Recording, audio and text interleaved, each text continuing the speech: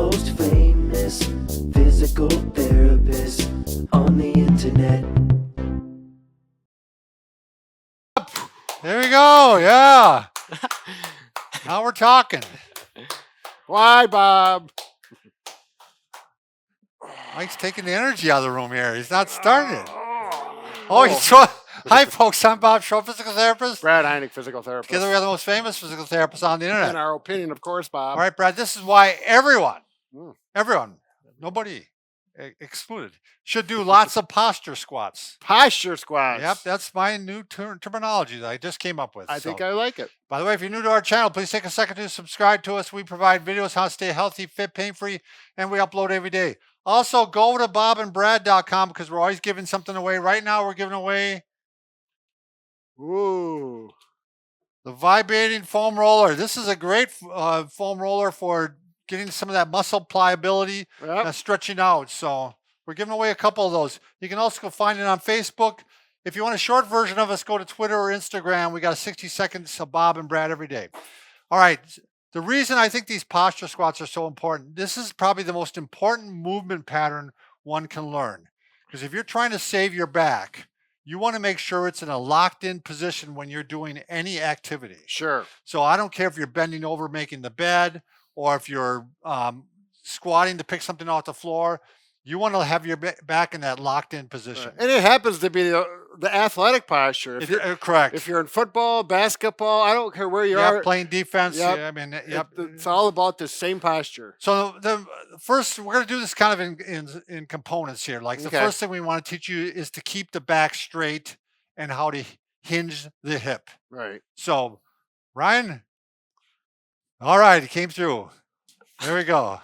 All right, so you can use a stick, like the Booyah stick here, or you can use a broom handle. Right. Anything that, is long and about 5 foot long works well, and it's nice to have rubber tips or something so it doesn't slip. On carpet, it doesn't matter. Right. So the first thing we're going to do is we're going to put it in place here. So I got my palm forward on my upper one and my palm facing backward on the lower hand. And what we're trying to do is have 3 points of contact here, Brad. Do you want to point those out? So can you switch hands once? It's easier to see on camera.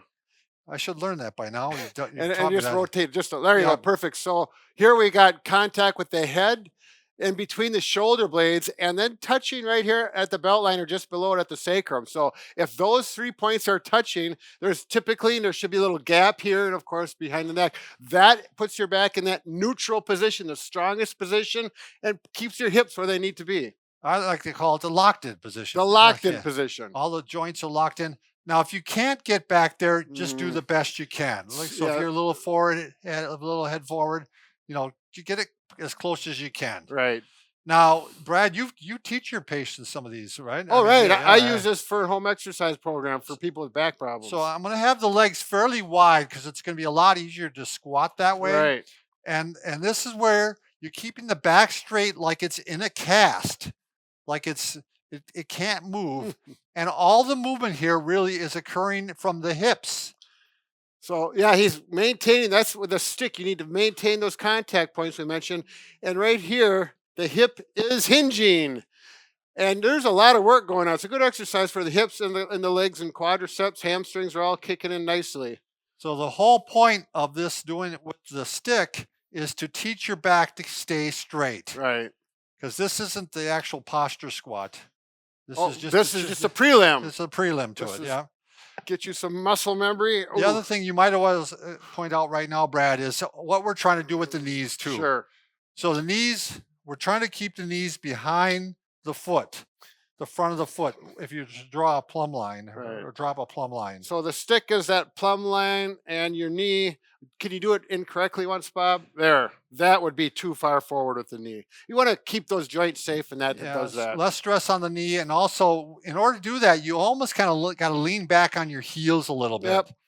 If you're on your forefeet, the front of your feet, it's not going to work. I think you'll get a feel for that once you start. Try it. All right. So once you feel like you kind of got a sense of where your back is when it's straight, you're going to go ahead. Hey, back to you, Ryan. All right, this is the tough part now. This is where you're going to put your arms up overhead, as high as you can, and try to line it up with your back. Sure. And now I'm going to do the squats, lining up with my back, squatting down as far as I go. And I don't have that much range, so as far as hip. But I'll tell you, when you really squeeze back. Yeah, you feel it right back up in here. So this is not a technique that's going to build big muscles. It's a technique that's going to train your body, good posture. Right, and it's really good. Yeah, it really works on your posture. I'll tell you, it creates that whole core locked in posture there. What'd you do to your arm? Where? You're all scraped up there. Well, Bob, who knows? I was having fun at home. Yeah. All right. So I actually do 30 of these, Brad, but I've worked up to it. Sure. So the other thing you may want to pay attention to, I don't want your knees to come in or out like this either. You want those straight up and down. Right. So if I'm doing it this way, keeping it straight that way too.